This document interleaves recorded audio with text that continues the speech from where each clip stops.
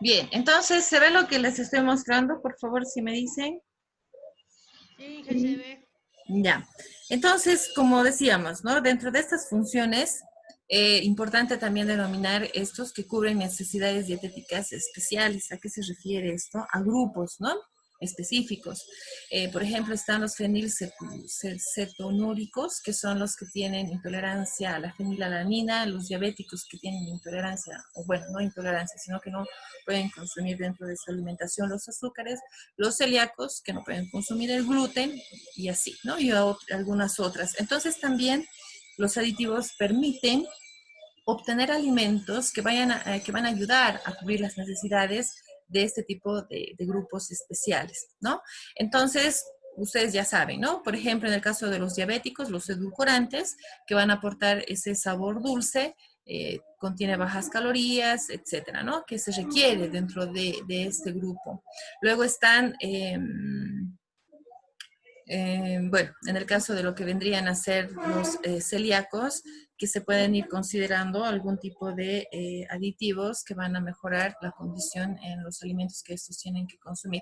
Que obviamente, bueno, en este caso tendríamos que considerar que se va a producir se va a dar lugar a un proceso donde se va a ir eliminando el gluten, dependiendo si es estos productos de bollería, pero si es en el caso incluso de alguna función que cumple el gluten dentro de algún alimento, entonces se puede ver reemplazado con otros, obviamente cumpliendo la misma función dentro de lo que son los aditivos. Entonces, sabemos bien que dentro de todas estas funciones que estamos nombrando, el principal objetivo es el que se realice una mejora del alimento, ¿no? Lo que no se quiere aquí, como tienen es para que, o sea, su función no es enmascarar materia prima defectuosa o con fallas, ¿no? En alguna etapa de la elaboración. Obviamente se lo utiliza. Lamentablemente ha habido industrias que han realizado el uso de justamente estos aditivos que han permitido enmascarar la materia prima defectuosa. ¿A qué me refiero? Puede ser una materia prima que haya podido ya iniciar un proceso de descomposición y los aditivos pueden ayudar a enmascarar este defecto y puede ser que el consumidor en ningún momento lo pueda identificar, ¿no? Pero se está dando lugar a un engaño.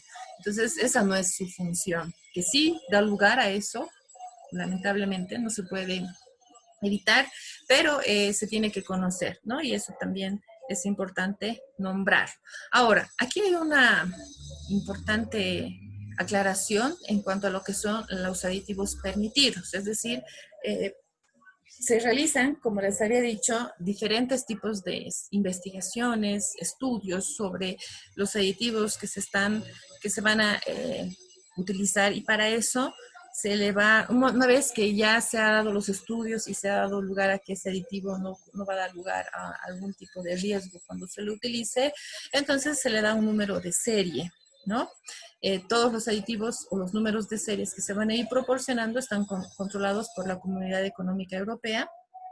Este número de serie va a estar precedido por la letra E, ¿no? Y como ejemplo les pongo aquí la pectina, donde su número de serie es la E y su número, perdón, esta va a ser la letra que se tiene que considerar, y el número va a ser el que está determinando la función que va a cumplir, bueno, que está permitido obviamente, la función que va a cumplir y en qué alimentos se tiene que utilizar, las cantidades que se tienen que utilizar, las permitidas, porque si bien es un aditivo permitido, no significa que se pueda utilizar sin ningún control, ¿no? Tiene que haber cantidades específicas.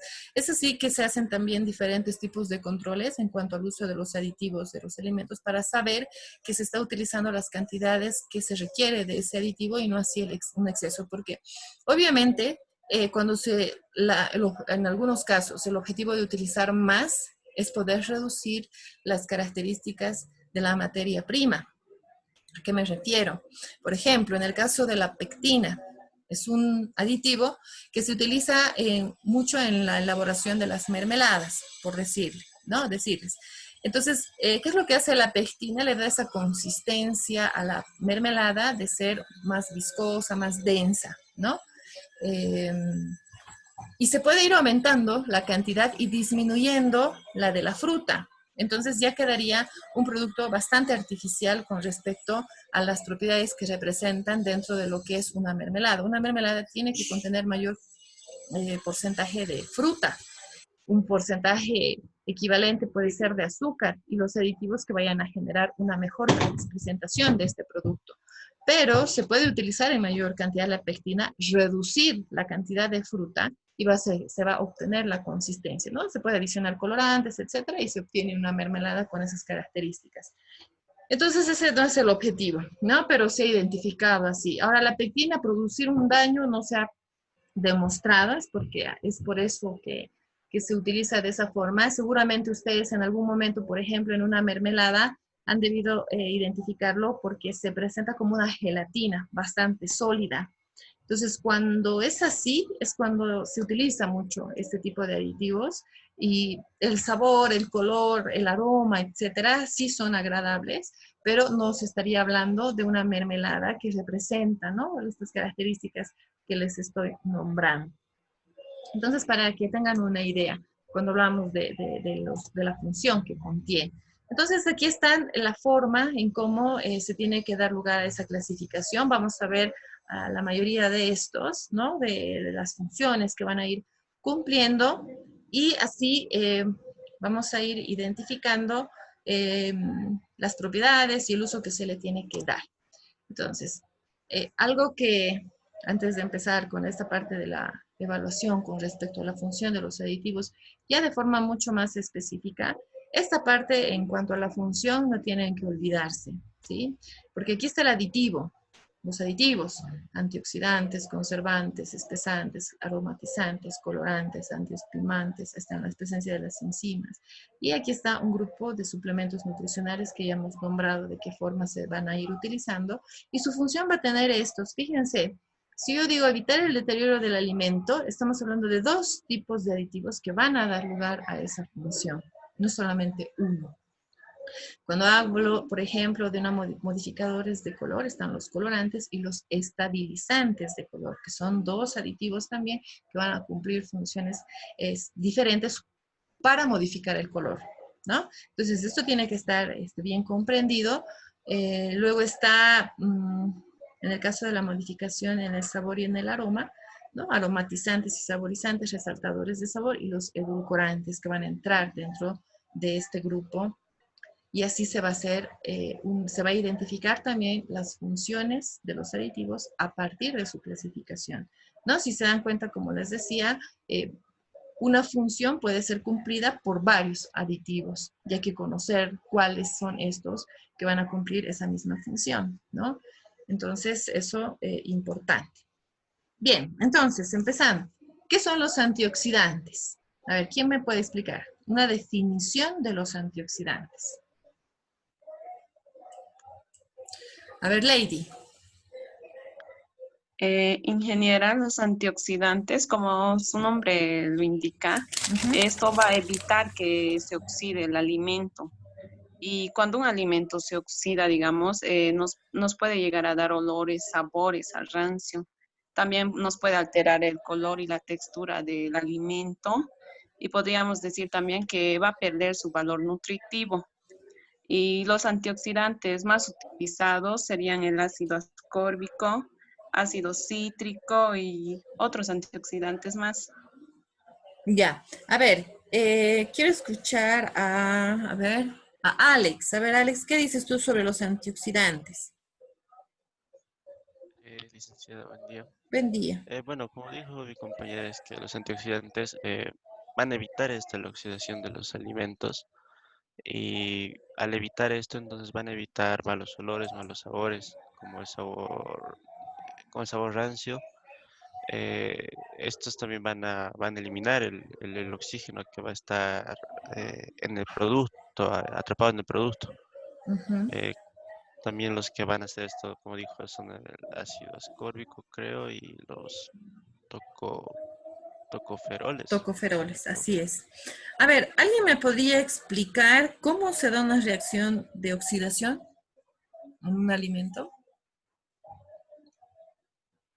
¿Por qué se da la oxidación? ¿Qué características normalmente tiene ese alimento que va a producir la oxidación de este?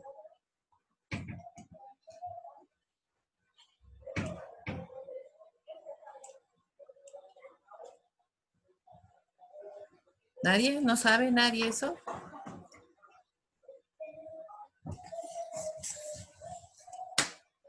A ver, Raquel. Buenos días, Buen ingeniera. día. Creo que no estoy segura. ¿Es por el oxígeno que está atrapado dentro del alimento? El oxígeno atrapado, no, más bien es cuando se hace una exposición del alimento sobre el oxígeno, Oye, ¿no? Entonces va a haber una reacción, pero las características por las que se produce esa oxidación tiene que ver mucho con la composición del alimento y a raíz de eso se va a ir utilizando el antioxidante. Entonces, hemos dicho, ustedes han nombrado, lo han nombrado así, son sustancias que retardan o evitan la oxidación del alimento. ¿Qué es lo que se quiere evitar entonces? ¿O cuál es la consecuencia de cuando se produce una oxidación en el alimento? Son los olores, sabores a rancio, se altera el color y la textura del alimento, ¿no? Entonces, obviamente lo que se quiere hacer es evitar eso. ¿Por qué? Porque cuando se presentan ese tipo de reacciones de oxidación, va a haber una disminución de su valor nutritivo, pero principalmente, ¿qué es lo que se van a perder? Vitaminas y ácidos grasos poliinsaturados, que son muy importantes dentro de su valoración nutricional, ¿no? Y se obtienen productos que pueden ser incluso hasta nocivos para la salud, si es que se produciera esa oxidación. Ahora, existen los antioxidantes que pueden actuar por medio de diferentes mecanismos. A ver, ¿cuáles serán esos mecanismos? Mecanismos que van a dar lugar a esta acción de oxidación del alimento. Que eso están también en lo que ustedes han leído, por si acaso. A ver, María Elena, que no te he escuchado. ¿Qué dices tú? Buen día. Buen día. Perdón, ¿cuál era la pregunta? ¿Cuáles son los mecanismos por los que se produce una oxidación en un alimento? Creo que es, bueno, a lo que he entendido, creo que era cuando se llegaba a eliminar el oxígeno que estaba atrapado, Ujú. también por, por agentes quelantes, o sea, se pueden llegar a utilizar los agentes quelantes para eliminar. Ya. A ver, Alison, ¿qué dices? Dice, hay tres mecanismos de acción. Ujú. El que mencionó mi compañera, uno de esos es los agentes quelantes, que son los que eliminan metales, que estas pueden llegar a realizar la oxidación, Ujú. como el cobre o el hierro. Ya. Después, el otro es que eliminan el oxígeno en el alimento. Y otro sería que detienen la reacción de la oxidación en la cadena. En la cadena. ¿A qué se referirá esa reacción de cadena? Nos dice, ¿no? Detiene la reacción en cadena de oxidación, como bien decías, ¿no? La cadena de oxidación es normalmente cuando un alimento empieza a dar lugar a la oxidación, ¿no? Se tiene que pensar primero en su composición. Vamos a hablar en el caso de alimentos que contengan un alto contenido de grasas, ¿no? Que esos también sabemos muy bien que van a producir una oxidación.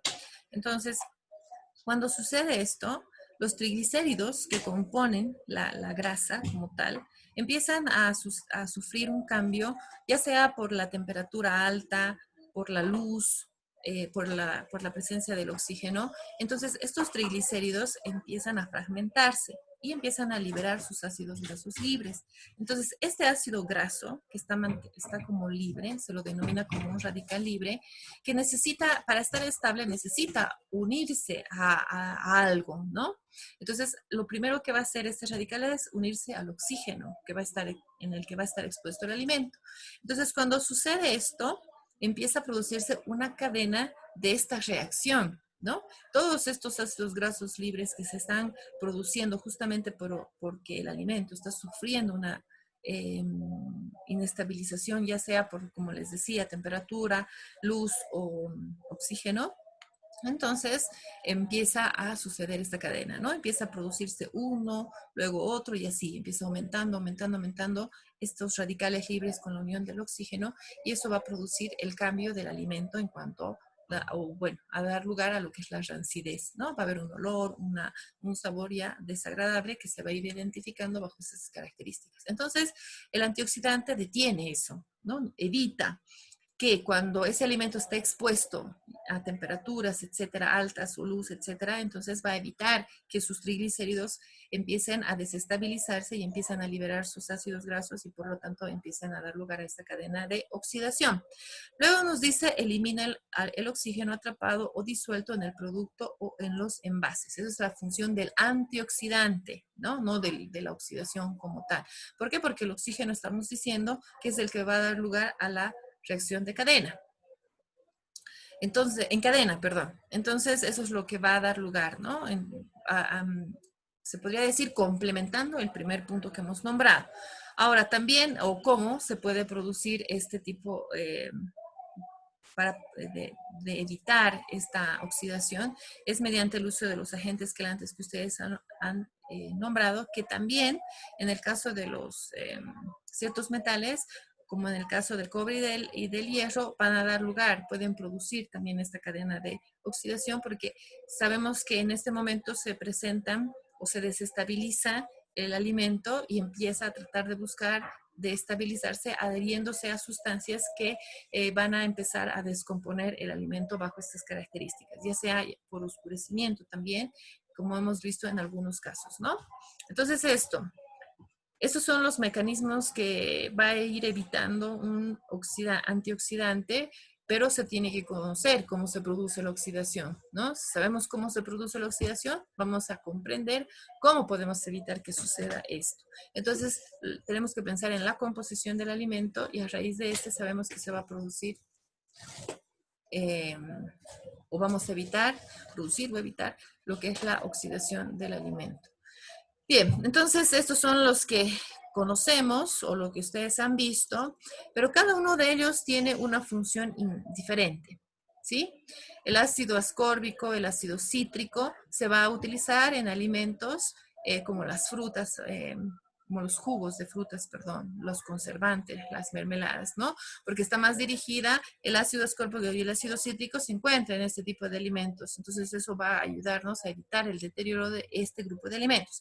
En el caso de los tocoferoles, como es la vitamina E que lo han nombrado, es el que va a evitar la oxidación en los alimentos que contienen mayor contenido de grasas, ¿no? Entonces eso.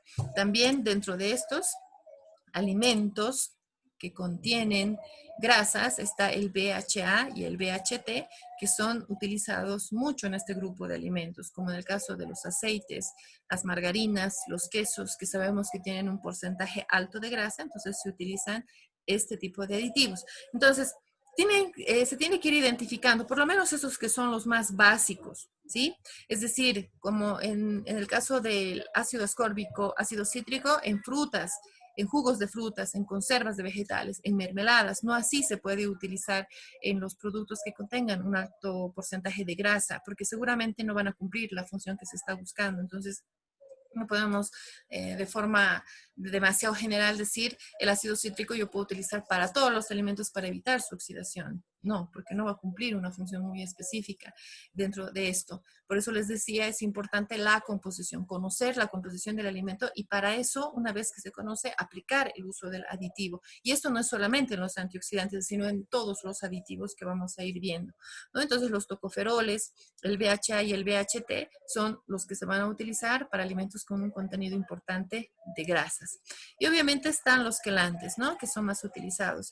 En este caso ya se encuentra el ácido láctico, el ácido cítrico, tartárico, fosfórico y derivados, lactatos, citratos, tartratos y fosfatos, que también van a dar lugar a esto. Ahora, cada uno de ellos también va a estar identificado con un alimento, ¿no? Entonces, eso por favor tomar en cuenta. Ahora, la función de un conservante, ¿cuál es? A ver, Eldi. O Ingrid, bueno, que ya levantó la mano y después Eldi. A ver, Ingrid, ¿cuál es la definición o la función más que todo de un conservante? Los conservantes son sustancias que tienen como función retardar que los alimentos se lleguen a deteriorar o se lleguen a echar a perder en un debido tiempo o en un corto tiempo. Y esta descomposición es provocada por los microorganismos como las bacterias, los hongos, levaduras. Y los conservantes más usados o que se pueden usar son los nitritos, el dióxido de azufre, luego está el ácido benzoico y la nicina. Ya. A ver, Carolina, ¿qué más nos puedes decir? Por ejemplo, el dióxido de carbono y el dióxido de azufre, diré, va a evitar los cambios de colores en las frutas y verduras. El ácido sórbico y sus derivados van a inhibir el desarrollo de los hongos en los alimentos y las bebidas. Y los nitritos y nitratos que inhiben el crecimiento de bacterias botulínicas en carnes, jamones y salchichas. Ya. ¿Alguien más que quiera aportar con algo que no se haya nombrado en cuanto a lo que son los conservantes?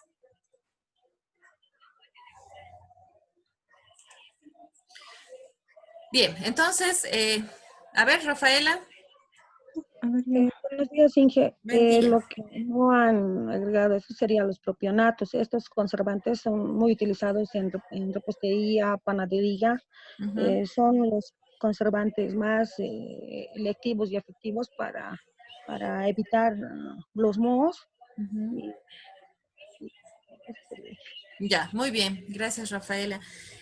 Y ahí, en lo que está hablando Rafaela, podemos también identificar que van a haber diferentes conservantes para el alimento, que va a representar obviamente también una composición diferente, pero con el mismo objetivo, que es impedir o retardar la descomposición, que sabemos bien que esa descomposición va a estar siempre provocada por bacterias, levaduras y mohos.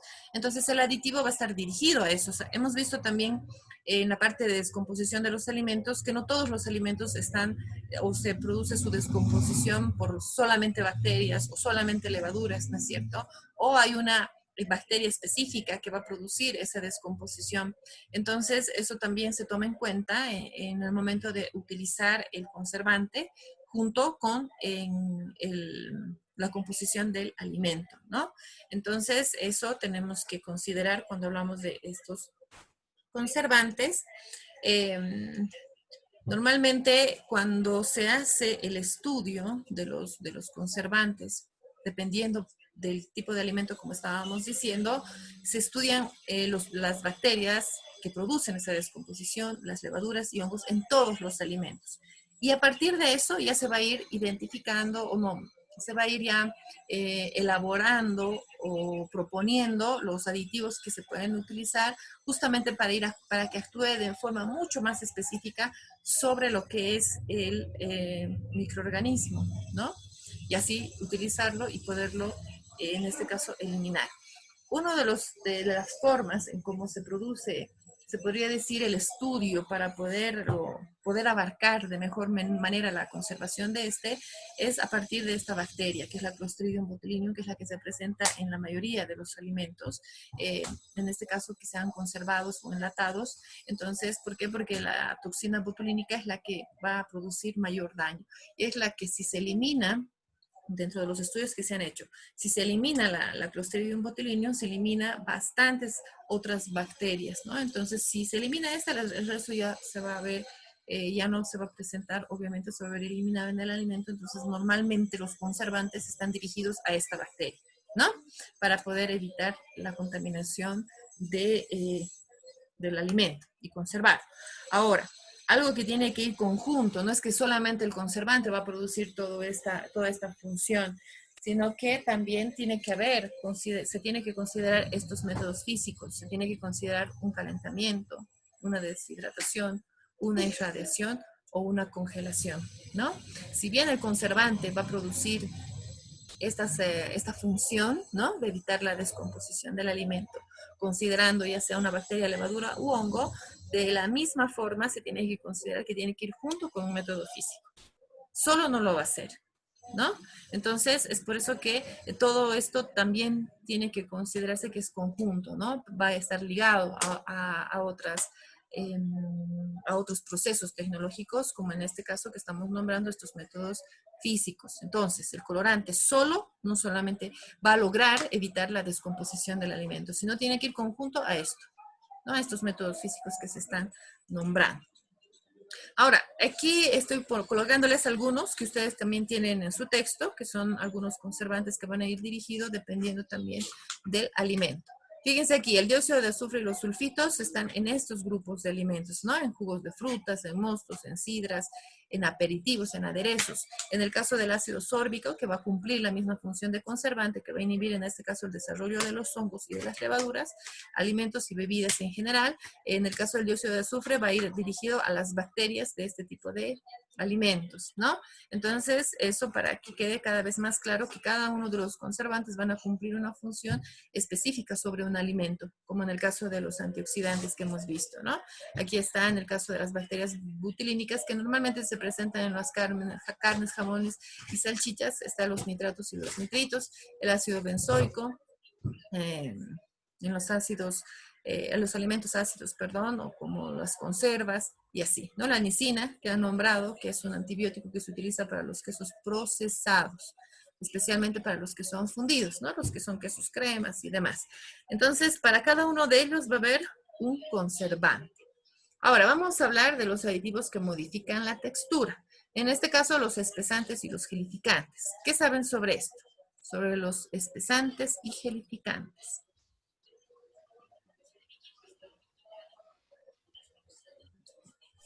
Dice, perdón, Hola, Oscar, buen día. ¿cómo están? Dice, bueno, como dicen, los especificantes van a dar más viscosidad al ¿Ya? alimento, Ujú. así como el almidón, que se usa mayormente, y los gelificantes, ya también, como dice el nombre, va a dar propiedades más parecidas a la gelatina. Para eso se usa la gelatina y el agar. Ujú. Así es. Entonces, diferentes tipos de consistencias van a producir estos. ¿Algo más que quiera decir alguien?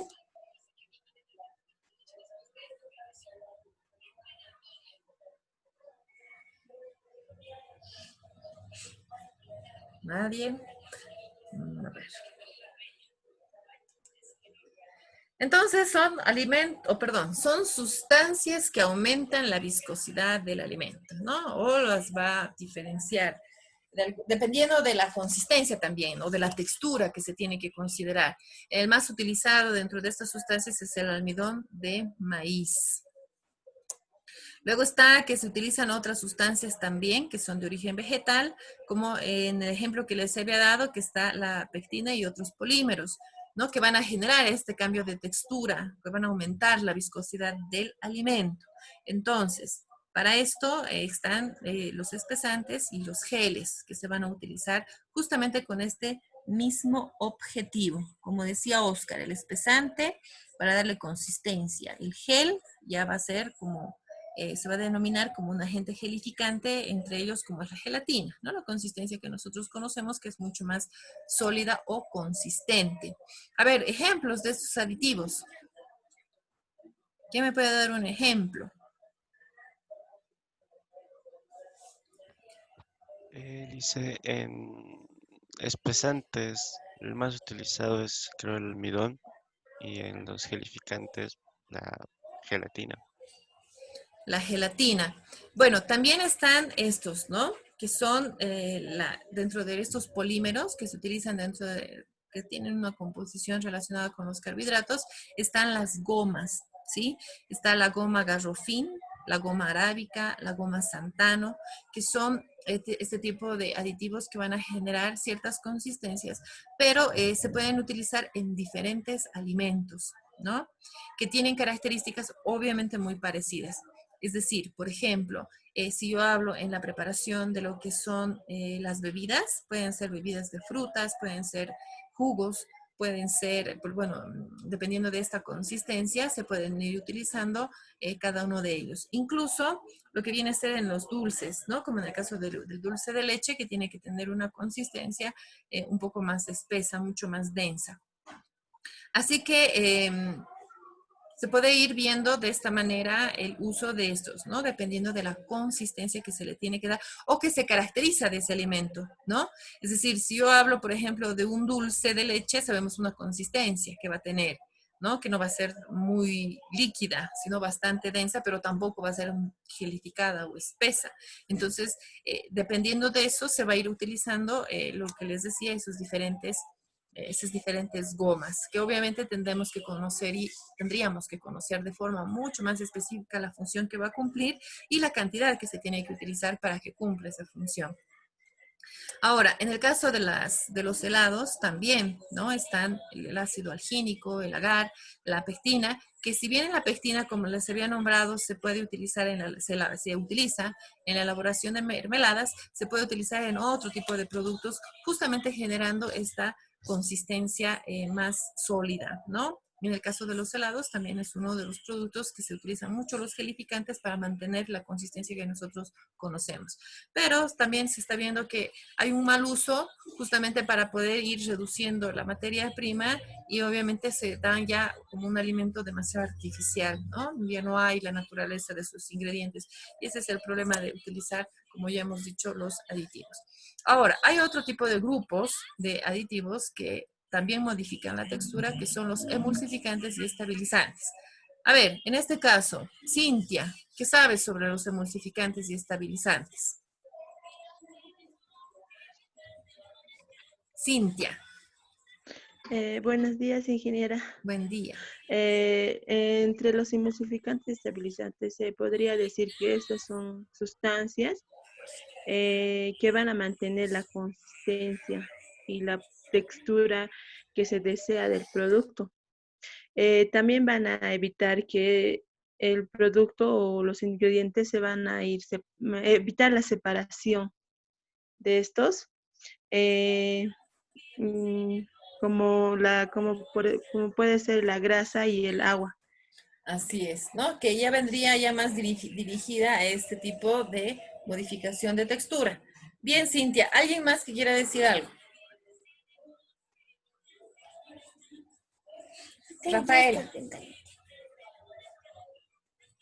Como dijo ya mi compañera, que los estabilizantes son sustancias, los emulsionantes son sustancias de que van a dar una textura deseada del producto. Estos estabilizantes son utilizados mayormente en productos como helados, repostería, alimentos que jamás se podrían unir naturalmente, así como el agua y el aceite. También están utilizados en aderezos, mayonesas y en alimentos bajos en grasas. También el estabilizante más utilizado es la leticina, que está elaborado de aceite de soja a partir de la yema del huevo. Estos son diglicéridos. Ya, la lecitina, sí. Bien, bien, Rafaela.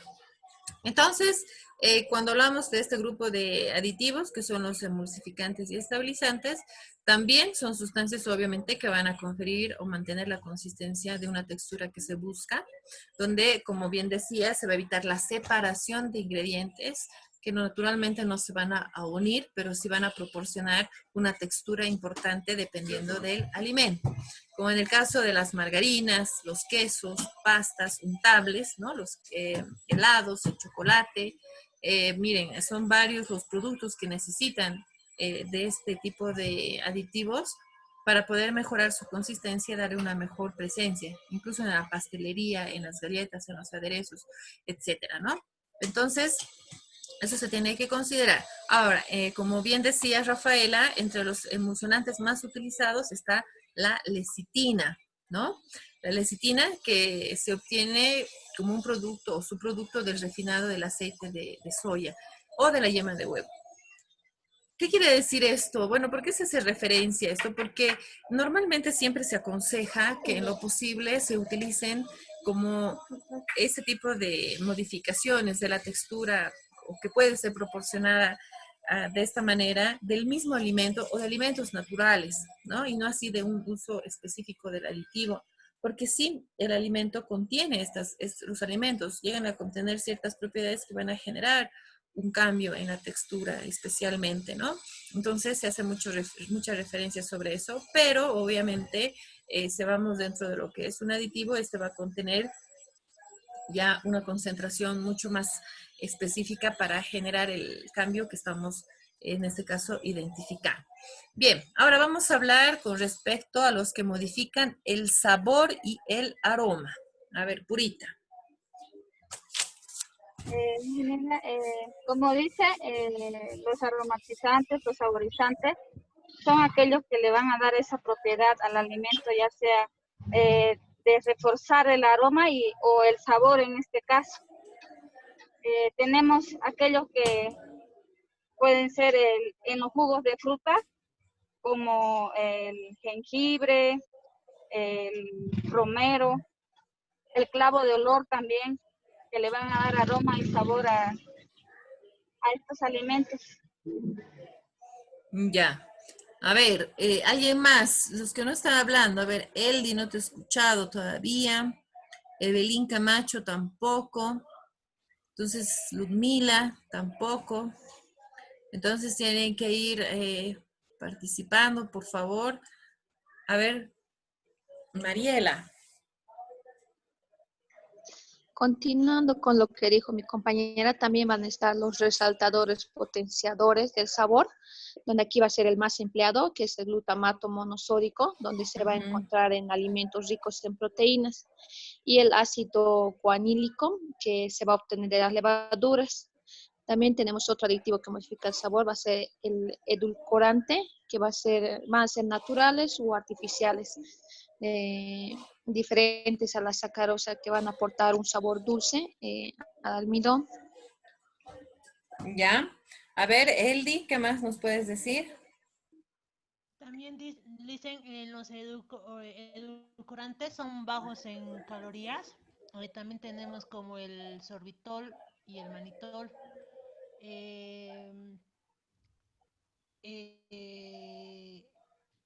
También, ahorita eso es lo que más me acuerdo ahorita de los edulcorantes, dicen. Ya, muy bien. Entonces, tenemos en cuanto a lo que son este grupo, ¿no? De aditivos que van a modificar el sabor y el aroma.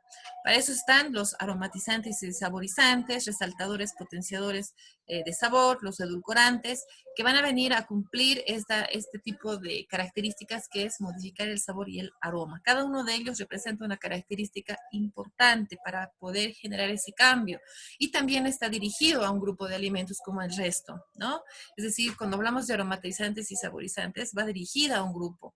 Los resaltadores y potenciadores, lo mismo, y los edulcorantes, obviamente, también, ¿no? Se puede hacer combinaciones de estos dependiendo de la complejidad del producto y también con el objetivo de aumentar, ¿no? Todas estas propiedades que estamos nombrando, que son el sabor y el aroma. Siempre teniendo el cuidado de que no sea excesivo y perdamos las propiedades naturales que corresponden al alimento. Entonces, específicamente hablando de los aromatizantes y saborizantes, ¿qué se puede decir? A ver, Evelyn, ¿qué has leído sobre aromatizantes y saborizantes?